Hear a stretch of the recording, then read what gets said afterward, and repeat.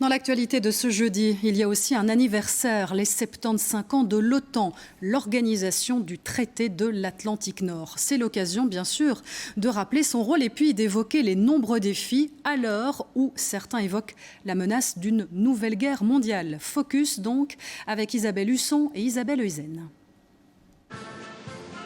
C'est un anniversaire où tous les invités ont la mine plutôt grave.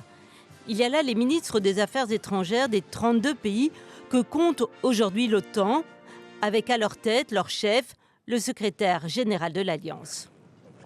Today we celebrate the 75th anniversary of the strongest, most enduring and most successful alliance in history.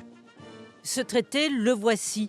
Mais que deviendra-t-il si Donald Trump revient au pouvoir, lui qui n'a pas hésité à évoquer un désengagement de son pays en Europe? I believe in America and Europe together in NATO, because we are stronger and safer together. L'autre menace s'appelle la Russie. Depuis son invasion de l'Ukraine, la guerre est à nouveau sur le sol européen. Ce n'était plus arrivé depuis la Seconde Guerre mondiale et cette menace risque de planer longtemps encore. We of course see that Russia unfortunately will be posing a long-term strategic threat to the alliance. Alors, pourrait-on un jour voir des chars russes envahir l'Europe et donc la Belgique?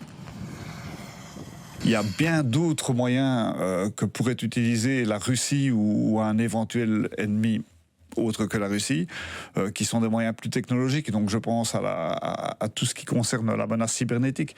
Je pense à l'utilisation de l'espace. Je pense aux attaques physiques ou cybernétiques sur des infrastructures, les infrastructures sous-marines par exemple. Tout cela fait que cette fête d'anniversaire se déroule aussi dans une certaine inquiétude.